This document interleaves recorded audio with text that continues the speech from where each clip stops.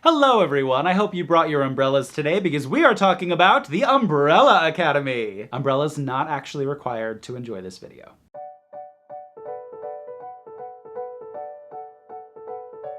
JosharooTube! Hi guys, welcome to JosharooTube. My name is Josh, and today we are talking about the Umbrella Academy. I knew that I was going to love this show the very first time that I saw a poster for it, which was on the side of a bus in New York City. I was standing on the street corner waiting to go to Dunkin' Donuts, and I saw a bus go by with a poster for the Umbrella Academy. And it looked like a bunch of superheroes who I did not know, and it said super dysfunctional family, and I was like, I'm gonna like that show. And I watched the first episode, and I thought, this show is really weird. The twists on this show blow my mind more than any Sudoku I've ever done. There was a lot of violence on the show, which of course I enjoyed. They totally messed with my minds. Those last few episodes were insane. We're gonna be talking about our favorite things about it, our not so favorite things about it, whether or not we think there should be a season 2. Can't we watch that little Asian girl organize things instead? The basic plot of the Umbrella Academy is this. On the same day in 1989, 43 children are born to different women, none of whom were pregnant the day before. Just think about that for a minute. You're not pregnant and then suddenly you are birthing a child. We're talking high stakes here. This gentleman named Sir Reginald Hargreaves adopts 7 of these children, brings them together, and his goal for them is that they are going to save the world. We're talking cuckoo, cuckoo. So clearly he knew that there was something special about them and that he was going to unite as many of them as possible with the end goal of saving the world should the world ever need saving. In the first episode, we learn that Sir Reginald Hargreaves has died, an event which brings the kids back together, only they're not kids anymore, they're adults. Number 1 is the leader of the Umbrella Academy. His name is Luther. He is a very large guy and he's been spending a lot of time on the moon lately. Don't know how, don't know why, but that's what we know. Number 2 is Diego, who's very pissed off and likes to throw knives. Number 3 is Allison, a world-famous actress who can basically make people do whatever she wants if she says to them, I heard a rumor, ... and then tells them to do something. So for example, if she said to somebody, I heard a rumor that you invented jelly beans, the person would be like, I invented jelly beans. Number 4 is Klaus, a complete druggie and the absolute comedic relief of the show. He spends most of his time trying to get drugs or pay for drugs or steal things to pay for drugs. He gets it, he just understands. And he is very over the top. Number 5's name is Number 5, and he possesses the power of time travel. Literally imagine portals opening up and him jumping in them because that is what he's able to do. Number 6's name is Ben, and even though we don't know his power, we do know that he died somewhere along the way.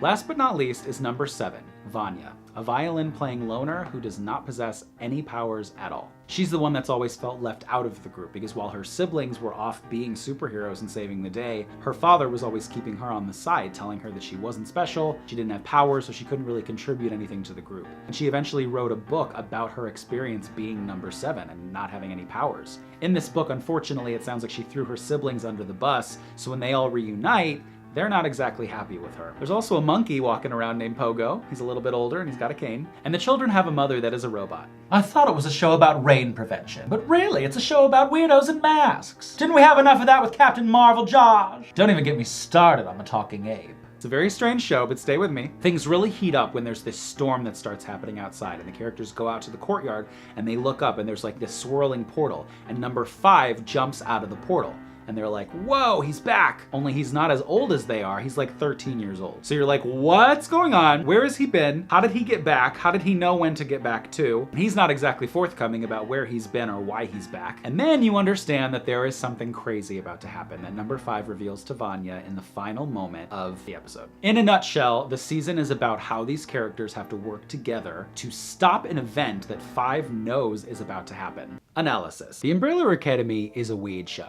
The whole time I'm watching the show, I'm just wondering, where are all of the umbrellas? Sometimes things on the show just don't make sense, but you kind of just have to roll with it if you want to keep watching. This show reminded me a lot of X-Men, but it was different enough that it was unique. It was its own show. The show is very original, and I really commend the show for being very original because it is so bizarre, and there are things that are like, whoa, where did that come from? But that's what makes it really fun, and you want to immerse yourself in the world because you want to see what's going to happen, and it honestly really sucked me in after a while. There's children jumping through blue circles and disappearing into lights, and then there's a girl playing a violin, and then there's a guy who throws knives at people. This is a terrifying house. It's almost like prison. Cheryl didn't want me to watch the Umbrella Academy. She said it was probably rated R. So I watched it when she wasn't home. What the kids on the show taught me is that it's important to be a rebel. This is not a show for him to be watching. Did I stop him? Of course not.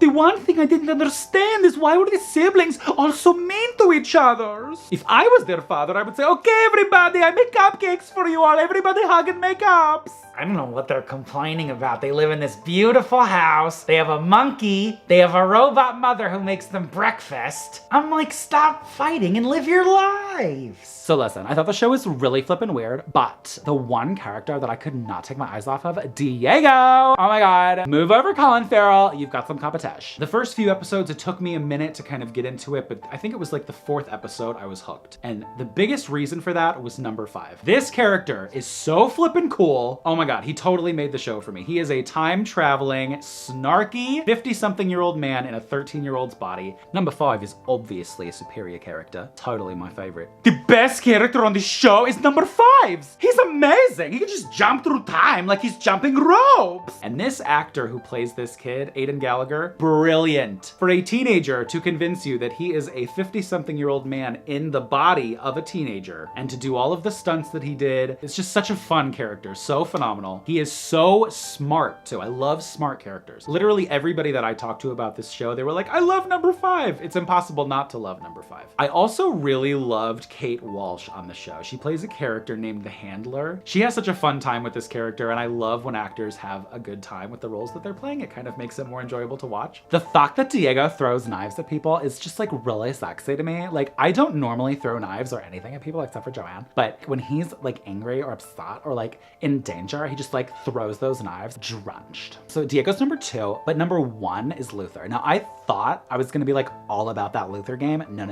He is covered in disgusting hair. He's literally an ape. Go back to the moon. I want Diego. I don't know, kittens. I was starting to get into it, but then 2 of the siblings started kissing. Incest is very real, kittens, and I don't condone that shit. But in this show, they normalize it. So what the fuck is this? One of the characters had hairs exactly like mine. I said, you go, girls. I really loved Allison's character because her hair was flawless. I really liked the old lady in the donut shop. She was so nice. Anybody who makes donuts is a friend of FLOYD LUDWIG's. Unlike the cat in Captain Marvel, the monkey, Pogo, in Umbrella Academy could talk. I actually had a suspicion that Pogo was evil. You'll have to watch the show to see if I was right. The moment I saw him, I said, no, you don't trust that monkey. No, he's got secrets. Secretive monkey. They don't explain where this monkey comes from, and his name is Pogo. What is he, a pogo stick? He's like jumping all over the place? No, he's actually really old. What a hurtful name. He can't even move. So Reginald Hargreaves is a very complicated man, and there's a lot that he knows that I don't think he shared with his children. So there's a bigger mystery going on that I think is going to be explored in season 2 because there are things he definitely didn't tell them.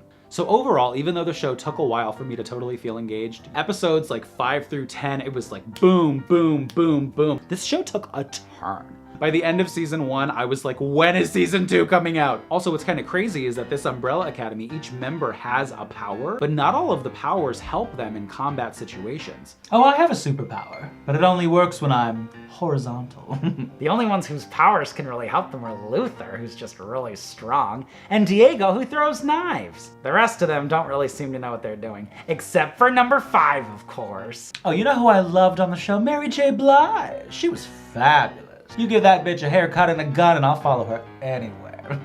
And then Mary J. Blige showed up and I was like, yes, Blige, you better play it, assassin. Her hair was so sick. Did you see those bangs? Oh my God. So it's kind of interesting to see how they get out of situations because, again, not all of them can do things like fly, have super strength, shoot blasts of energy at people. They have different kinds of powers which help them in other kinds of situations. One of the questions that the show does raise is, if you don't have powers, can you still be super? Which I think is important because Vanya, poor Vanya, doesn't have any powers, and her siblings have been treating her very badly. So she feels no self-worth because all she does all day is play the violin. I thought Vanya was kind of a crybaby. I felt so bad for Vanya's. Nobody wants to appreciate hers. Everybody leaves her alone. Vanya was a pain in my ass. I was like, girl, stop complaining. Put down your little violin. Go make some friends. There's a park right there. Get your ass on that teeter-totter and make some friends. I mean, she tries and everybody treats her like shit, which is really unacceptable. But at some point, it's like, okay, you're a loner. Embrace it. Stop crying. Make a peanut butter sandwich. And then she meets that creepy guy and I was like, do not trust him, okay? He knows way too much about you right off the bat. Number 2, he's like 40 and wants to learn how to play the violin. No. Did she not watch my dating video? That man had catfish written all over him. He walked in and was like, I want to learn how to play the violin. And I was like, I call bullshit on all of you. Never trust a man who walks into your violin shop and is like, I want to learn to play the violin. Oh, by the way, you're really beautiful. Do you want to have dinner with me? No.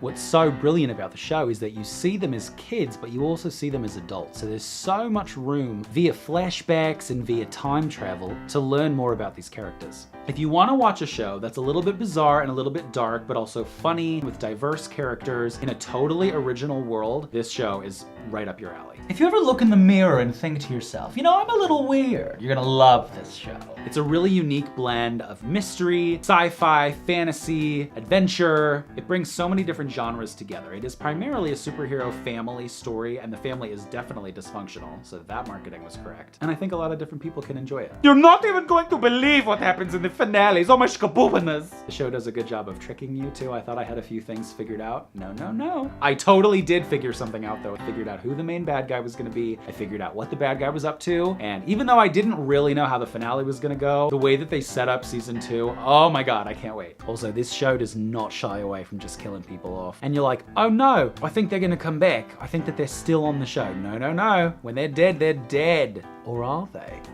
I kind of hope they explain even more in season 2. Also, there better be a season 2 because I invested a lot of time in this show. It doesn't make sense why these shows would get canceled after so much time and effort is put into them. Just like The Punisher. How dare they cancel that? I'm still so mad about it. If they don't renew this show, Diego's not gonna be the only one throwing knives. Thank you so much for joining us for another review video here on JosharooTube. If you enjoyed it, please give it a thumbs up. Let us know if you've watched The Umbrella Academy, if you enjoyed it or didn't enjoy it. Also, if you're new to JosharooTube, consider subscribing. We love talking about movies, TV shows. We might even do a music video coming up. Still on the fence about that. Also, if you have any recommendations of shows that you would like us to review or films you would like us to review, let us know. Netflix, look at me. Renew the show or else. It's a very dangerous power. She could technically walk into a bank and be like, I heard a rumor that you handed me $1 million. I would go to the executives and I'd be like, I heard a rumor that you renewed Umbrella Academy for season 2 and that it's coming out tomorrow. They'd have a lot of work to do, mate. And there's apparently so many other kids who have powers who are like, we haven't even met yet. I want to be on the show. Hi, Diego. Don't forget to ring my bell, whore.